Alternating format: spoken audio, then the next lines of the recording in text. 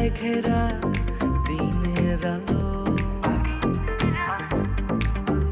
হাসির আড়ালে লুকায় কান্না, ভালোবাসা নাকি প্রতারণা, সাদা কালো গল্প বলে। দুলাভাই আমাকে হঠাৎ করে জরুরি তলব দিল, বললো তোর সাথে কথা বলার জন্য। তুই নাকি ওই দুলাভাইয়ের যে বিজনেস। তবে একটা বিষয় কি জানো, মানুষের লাইফটা অনেকটা ঘোরার মতো। এই সময় আকাশ খুব সুন্দর থাকে, একদম নির্মল থাকে সব সময়। ঢাকা শহরে বাংলার পুরনো ঐতিহ্য আছে, যেমন ধরো ঢাকা লালবাগ কেল্লা, আহসান মঞ্জিল। না যেতে দিব না, আমি তো তোকে বিয়েই দিব না। আমরা মা মেয়ে মিলে একটা জীবন কাটিয়ে দিব, ঠিক আছে? আচ্ছা আয়েশা, আমি যে তোকে এত বকাবকি করি, তোর কি মন খারাপ হয়, কষ্ট লাগে? না মা, তুমি আমাকে বকুনি না দিলে আমাকে কে বকা দিবে মা? তোমার এই বকুনিটাই তো ভালোবাসা, মায়া। আমার কলিজার টুকরা।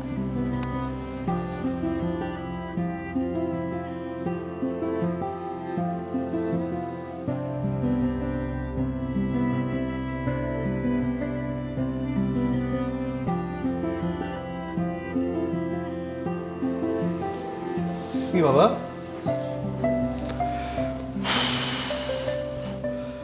না না, মন খারাপ না। কি হয়েছে? কি নিয়ে চিন্তা করতেছো? চিন্তা না, চিন্তা তেমন কিছু না, আসলে মনটা ভালো লাগছে না রে। কেন, বিজনেসে কোনো ঝামেলা? আসলে তোকে বলাই যায়, বিজনেসে ঝামেলাই চলছে। আমার ক্লায়েন্ট, বায়ার্স, স্টাফ সব কেমন যেন সাপোর্ট পাচ্ছি না রে।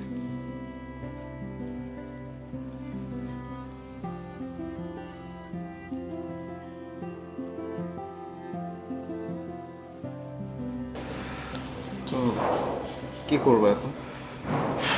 তুই তো কিছু করলি না। আজকে তুই যদি আমার বিজনেসে হাত দিতি, তাহলে আজকে আমার এই পজিশন হয় না।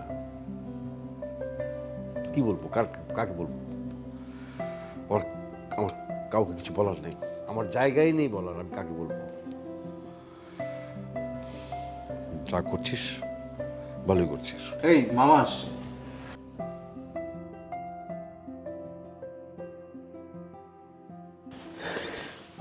কি দুলাভাই, তোমাদের বাপ ছেলে চেহারা দেখে তো মনে হচ্ছে বিশাল ভূমিকম্প হয়ে গেছে। ভূমিকম্প? ভূমিকম্প এর চেয়ে ভালো আমি যে অবস্থায় আছি।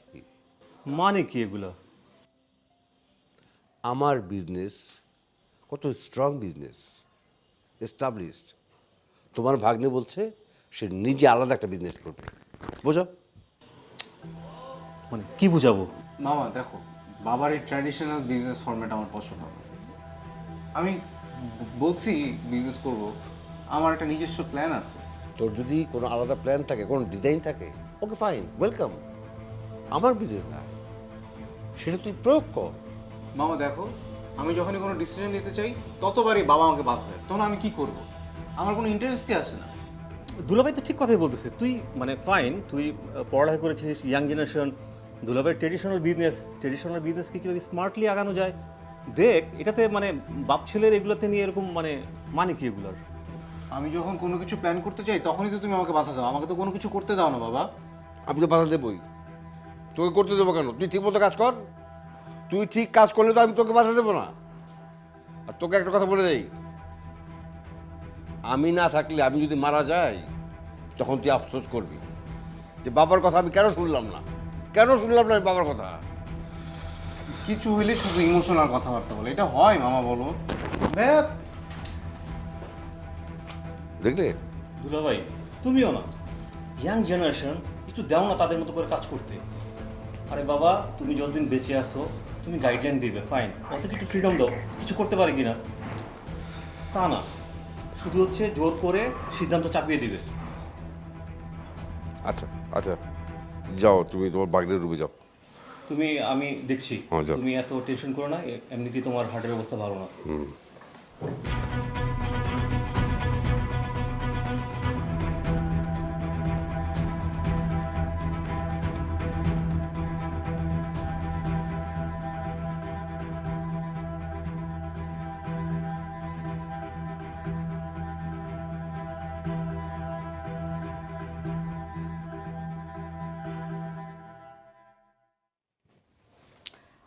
এই শুনছো,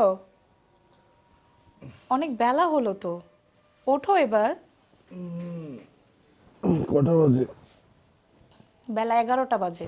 বাবা, চা এনেছো? হ্যাঁ, ওই যে চা এখানে রেখেছি, চা নাও।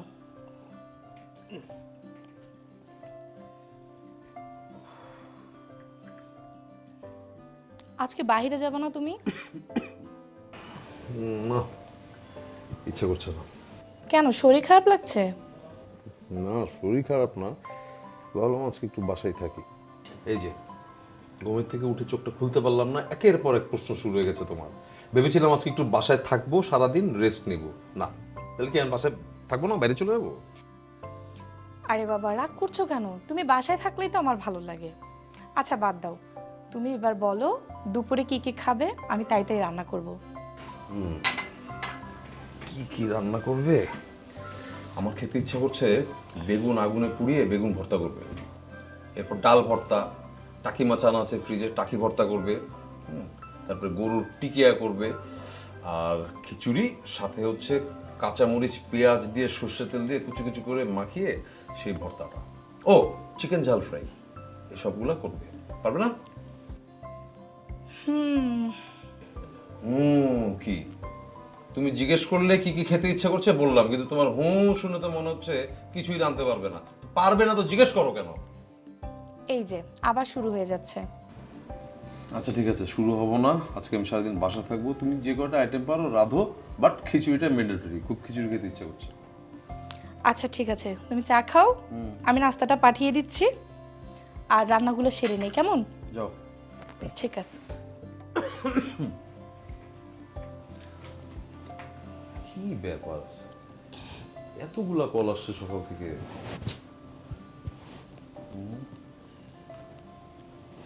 হ্যালো টগর, না রে আমি এখনো বের হই নেই, আজকে একটু বাসায় রেস্ট নিব, বেরোবো না। যদি ইচ্ছা করে ভালো লাগে তাহলে বিকেলের দিকে বেরোতে পারি। তো তোকে যে জন্য কল দিছি, তুই ওই রাতে যে কাজগুলো দিচ্ছি এগুলো কিন্তু আজকে শেষ করবি। হ্যাঁ হ্যাঁ, লাঞ্চের মধ্যে শেষ করবি। 2টা মিটিং করতে কতক্ষণ লাগবে, করে আপডেটটা আমরা জানাইস।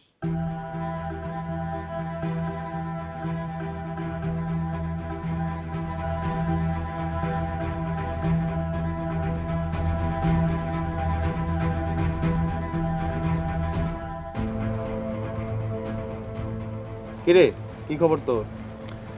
আর খবর মানে আমি বন্ধু খুবই সরি, আমার বাবা এরকম একটা কাজ করবে আমি বুঝতে পারিনি।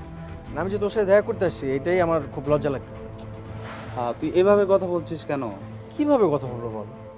তোর সাথে আমার এতদিনের বন্ধুত্ব, কোনোদিন আমাদের মধ্যে কোনো ঝামেলা হয়েছে? দুই বাবার মধ্যে যে ঝামেলা লেগে যাবে এটা কখনো কল্পনা করছি? কল্পনাও করি নাই। আচ্ছা শোন, বাবা তোর সাথে কথা বলতে চাচ্ছিল। আঙ্কেল কোথায় এখন? বাবা থানায় ইনফর্ম করতে গেছে, আর পাশের থানার ওসি তো বাবার বন্ধু। মানে ব্যাপারটা থানা পুলিশ পর্যন্ত চলে গেল? মানে আমি আমি কি বলবো, আমার আসলে বলার কিচ্ছু নেই। থানা পুলিশ পর্যন্ত। আঙ্কেল আসসালামু আলাইকুম। ওয়ালাইকুম আসসালাম। কেমন আছো বাবা? জি আঙ্কেল, ভালো আছি, আপনি কেমন আছেন? আছি, ভালো আছি বাবা। যে কারণে তোমাকে আসলে ডাকছিলাম, তুমি তো ওর কাছে সবই শুনছো মনে হয়। জি। আসলে আমি কোনো ঝামেলার লোকই না। এই এলাকায় আমি দীর্ঘদিন যাবৎ বসবাস করি অত্যন্ত সম্মানের সাথে, কারোর সাথে আমার কোনো ঝামেলা হয় নাই এবং আমার কোনো দুর্নামও নাই। কিন্তু বিষয়টা হলো কি, মানে কারো আগেও নেই পাশেও নাই, কিন্তু এই বিষয়টা আমাকে খুব মর্মাহত করেছে। আঙ্কেল আসলে আমি কি বলবো বুঝতে পারতেছি না, বাবা এরকম একটা কাজ করবে আমি ভাবতেও পারিনি। তুমি যদি তোমার বাবাকে একটু বিষয়টা বুঝিয়ে বলতে, তাহলে আমি চাচ্ছি না আসলে এইটা নিয়ে আসলে থানা পুলিশ জড়াক। জি অবশ্যই আঙ্কেল, আমি বাবাকে বুঝিয়ে বলবো, আপনি কোনো চিন্তা করবেন না। ঠিক আছে, তাহলে দুপুরে কিন্তু খেয়ে যাও। হ্যাঁ, তুমি তো আসোই না, মাঝে মধ্যে আসলে তো ভালো লাগবে। জি আঙ্কেল, আসবো। কথা বলো তোমরা, হ্যাঁ? জি আঙ্কেল, আসবো। আসসালামু আলাইকুম। ওয়ালাইকুম আসসালাম। আমি তো খুবই মানে বিব্রত হয়েছি। আচ্ছা বাদ দে। চল চা খেয়ে আসি। মানে এরকম হোক আমি চাই না, বুঝছো?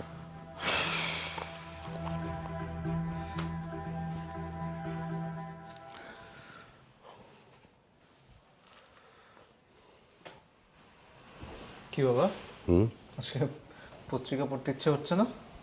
কখনো ইচ্ছে করে, কখনো ইচ্ছে করে না। আসলে বয়সের সাথে সাথে মানুষের ইচ্ছেও পরিবর্তন হয়। কই, আমার তো ইচ্ছে কোনো পরিবর্তন হচ্ছে না। আমি তো আগে যা চাইতাম তাই করছি। হুম, তোর ধারণাটা ভুল। মোটেও আমার ধারণা ভুল না, আমার ধারণা সঠিক। আমি জানি আমার কি ইচ্ছা করে।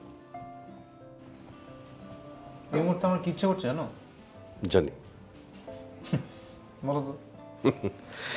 এই মুহূর্তে তোর ইচ্ছে করছে তোর পছন্দের একটা মেয়েকে বউ করে ঘরে তুলতে, ঠিক আছে? তুমিও না বাবা, কি যে বলো না, এমন কিছু না। আসলে কি জানিস, বাবারা সবকিছু বুঝতে পারে, কিন্তু বুঝেও না বোঝার ভান করে। আর বোঝাটা যদি প্রকাশ করে ফেলে তাহলেই বিপদ। কিসের বিপদ? আমি তো কোনো বিপদ দেখি না। শুধু বিপদ না, মহা বিপদ। বাবা, তোমার সব কথার ভিতরে এখন আমি ডাবল মিনিং পাচ্ছি। আমি যাই, তুমি থাকো। আচ্ছা ঠিক আছে।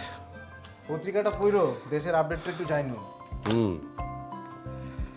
পড়ছি তো, কত কিছুই তো পড়তে হবে।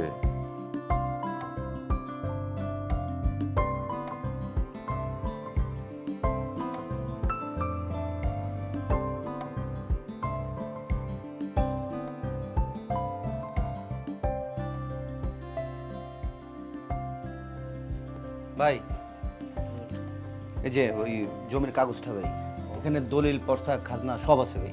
চেক করছিলি ভালো মতো? হ্যাঁ ভাই, আমি চেক করছি। ঠিক আছে, কিন্তু একটা তো ঝামেলা হয়ে গেছে টগর, বুঝলি? জমিটা তো আমার খুব পছন্দ হয়ে গেছে। পছন্দ হয়ে গেছে, এটা তো ভালো খবর ভাই, রেখা দেন। বললি কি আর রেখে দেওয়া যায়? এটা তো ঈশানের বাপ নিয়ে আসছে না, তো ওনার পছন্দ।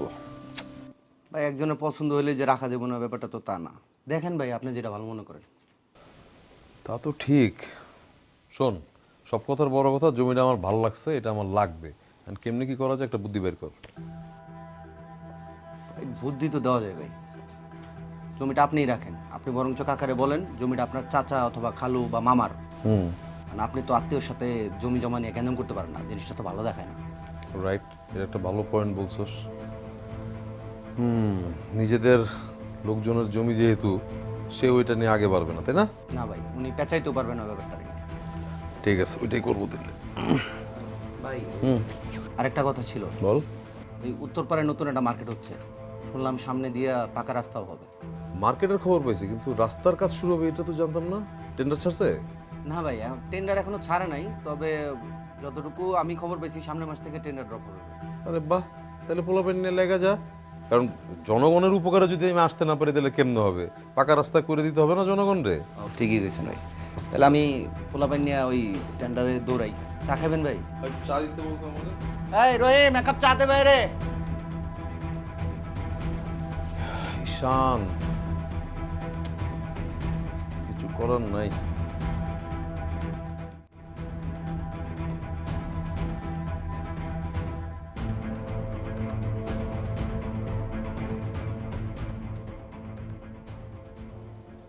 এই তো বাবা, তোমার গরম গরম চা খেয়ে বলো কেমন হয়েছে।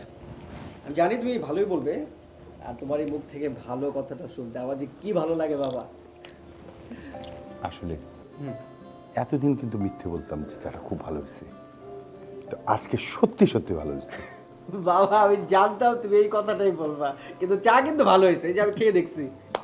আচ্ছা বাবা, তোমার কি হয়েছে আজকে বলো তো? কেন, আমার আবার কি হবে? আমি তো ঠিকঠাকই আছি। না বাবা, তুমি তো ঠিক নাই। মানে তুমি প্রতিদিন সকালে পুরো বাড়ি মাথায় তুলে ফেলো যে ঈশান চা কই, আমার অফিসে দেরি হয়ে যাচ্ছে, কিন্তু আজকে এত দেরি হয়ে গেলো, তুমি অফিসের কথা একবারও বললে না। ঘটনা কি বাবা? না কিছু না, একটু অফিসে ঝামেলায় আছি। না না বাবা, এই যে আমি নাস্তা টেবিলে কিন্তু নোটিস করছি তোমার মনটা আজকে খারাপ। বাবা কি হয়েছে তোমার? তুমি তো আগে সব বিষয় আমার সাথে শেয়ার করতে, এখন শেয়ার করতেছো না হঠাৎ? ঈশান, কিচ্ছু হয়নি, আমি ঠিকঠাক আছি। মানে একটু অফিসিয়াল বিষয়ে একটু টেনশনে আছি, আমাকে কমিশনার সাহেবকে একটু ফোন দিতে হবে এই জন্যে। ঠিক আছে, ফোন দাও। তুই যা তো, তোর রুমে যা। কেন আমার সামনে ফোন দাও, অসুবিধা কি? সহ্য, একটু পার্সোনাল কথা থাকতে পারে না কমিশনের সাথে? কি পার্সোনাল কথা? হ্যাঁ, তুই যেটা মিন করছিস সেটা না, বুঝছিস? যাবাক। আচ্ছা ঠিক আছে, আমি বারান্দায় পাখিগুলো খাবার দিয়ে আসি। থ্যাংক ইউ চার জন্যে।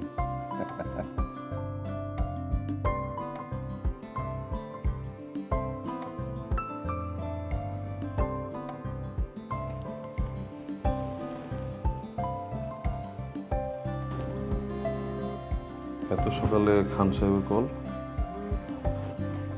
হ্যালো। হ্যালো, আসসালামু আলাইকুম কমিশনার সাহেব। ওয়ালাইকুম আসসালাম খান সাহেব, কি অবস্থা? এই সকাল সকাল মনে করলেন আমাকে? কি আর মনে করে, একটু কথা ছিল আপনার সাথে। বলেন না। না মানে বলছিলাম কি, আপনাদের ওয়ার্ডের যে রফিক সাহেব আছে না, তার একটা বিল্ডিং সালাম ডেভেলপার কোম্পানি করছে, সেই কাজটা আসলে আমি পেতে চাচ্ছি। মানে আপনি সেই কাজটা আমাকে যেভাবে হোক পাইয়ে দিবেন। এটা কি করে সম্ভব? উনি যদি একটা কোম্পানিকে কাজটা দিয়ে থাকে তাহলে কিভাবে আপনি করবেন? আর কেন সম্ভব না কমিশনার সাহেব, আপনার পক্ষে কিন্তু সব সম্ভব। টাকা যদি লাগে আমি দেবো। না সেটা ঠিক আছে। আচ্ছা আপনি কি সামহাও রফিক সাহেবের সাথে কথা বলেছেন? না বলিনি, তবে আপনি যদি বলেন তাহলে বলতে পারি। আমার মনে হয় কি খান সাহেব, আপনি আগে রফিক সাহেবের সাথে কথা বলেন। যদি কথাতে কাজ না হয় পরবর্তী ব্যবস্থা না হয় আমি নেব, বাট আগে আপনি একটা মিটিং করেন। আর যেহেতু এখানে সালাম সাহেবও ইনভলভ আছে ওনার কোম্পানি নিয়ে, সো একটু ডিফিকাল্ট হবে। আপনি এগুলি চিন্তা করবেন না, আপনি আগে রফিক সাহেবের সাথে কথা বলেন, দেন আমি দেখছি। ওকে, কিন্তু কাজটা আমার চাই। ওকে, জি, আসসালামু আলাইকুম। ঈশান বাবা, আমি অফিস গেলাম। ওকে, টেক কেয়ার।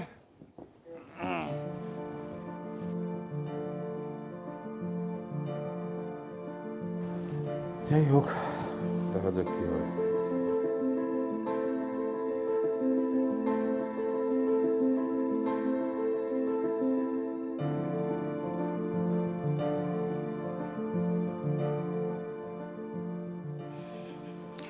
কি মেধা, বসে আছো? অভিমানের পর্ব শেষ হয়ে এবার কোন পর্ব শুরু হবে শুনি? মানে তুমি কি আবল তাবল কথা বলছো ভাবে, আমি কিছুই বুঝতে পারছি না। দেখো, তুমি আমাকে কিছু না বললেও কিন্তু আমি সব জানি। জানবেই তো তুমি, কারণ তুমি তো আমাদের ডাক পিয়ন। পাতার মতন ঘর হবে, পাখির মতো সংসার হবে। ভাবি তুমি কি বলতেছো আবল তাবল? পাখির মতো ঘর, কিসের মতো কি কি মানেটা কি? কালকে আপনি নিজে ইচ্ছাই ফোন করবেন এবং কাজটা আপনি আঙ্কেল না? পুরো বাসায় একা বোর ফিল করছিলাম, তো চিন্তা করলাম বাসাটা একটু ঘুরে দেখি। খান সাহেব, জি। এই প্লটটাই আপনার লাগবে, ওদিকে কিন্তু আরো 4টা প্লট ছিল, ওটা দেখতেন? না না না, এই প্লটটা আমার পছন্দ হয়েছে, এটাই আমাকে দিতে হবে। আরে এখানে আমি অনেক ভালো আছি বাবা। হাসির আড়ালে লুকায়